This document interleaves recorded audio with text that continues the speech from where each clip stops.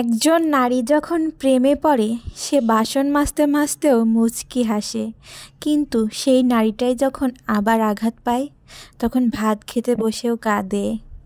সত্যি কিন্তু। Hello everyone, আসসালামু আলাইকুম।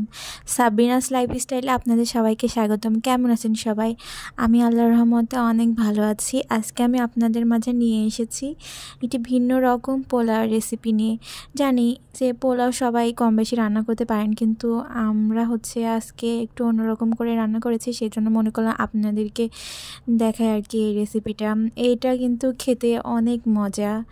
আচ্ছা চলুন কথা না বাড়িয়ে শুরু করা যাক। প্রথমে তো দেখলেন যে পেঁয়াজ বাটা, আদা বাটা আর জিরে বাটা দিয়ে ভালোভাবে মশলাটা ভেজে নিলাম তেলের সাথে। তারপর আগে থেকে রেখে দেওয়া মটরশুঁটিটা দিয়ে দিলাম। মটরশুঁটিটা দেওয়ার পরে ভালোভাবে ভাজতে হবে।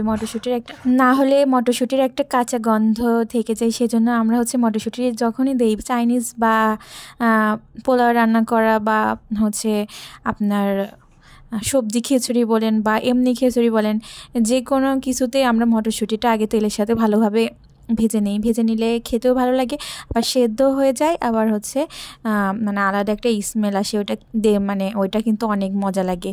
যাই হোক, মটরশুঁটিটা সুন্দরভাবে ভেজে নেওয়ার পরে আগে থেকে পানি ঝরিয়ে রাখা ভালোভাবে ধুয়ে রাখা চাউলটা মটরশুঁটির ভিতরে দিয়ে দিব, কড়াইতে ফ্রাই প্যানে দিয়ে দিব।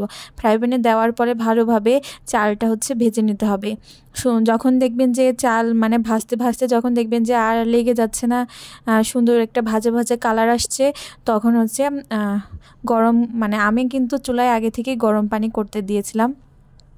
গরম পানিটা দিয়ে দিতে হবে, কোনো কিছু না, যতটুকু চাল নেবেন তার ডাবল পানি দেবেন, তাহলে দেখবেন পোলাওটা অনেক সুন্দরভাবে ঝরঝরে হয়ে যাবে। তারপর যখন পানিটা অল্প শুকিয়ে আসছে, ভাতটা 80% সেদ্ধ হয়ে গেছে, তখন আগে থেকে কেটে রাখা গাজরটা ভাতের উপরে ছাড়িয়ে দেবেন।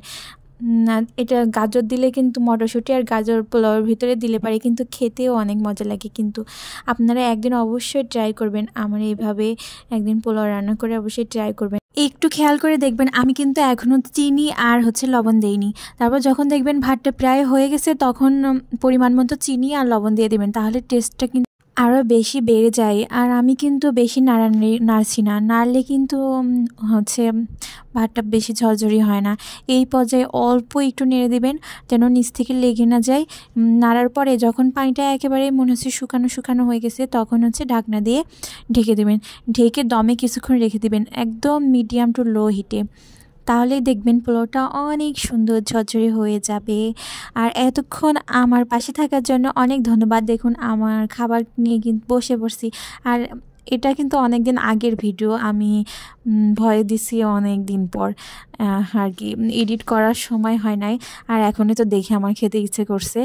যাই হোক, আমার ভিডিওটা কেমন লেগেছে অবশ্যই জানাবেন। এতক্ষণ আমার পাশে থাকার জন্য অনেক ধন্যবাদ।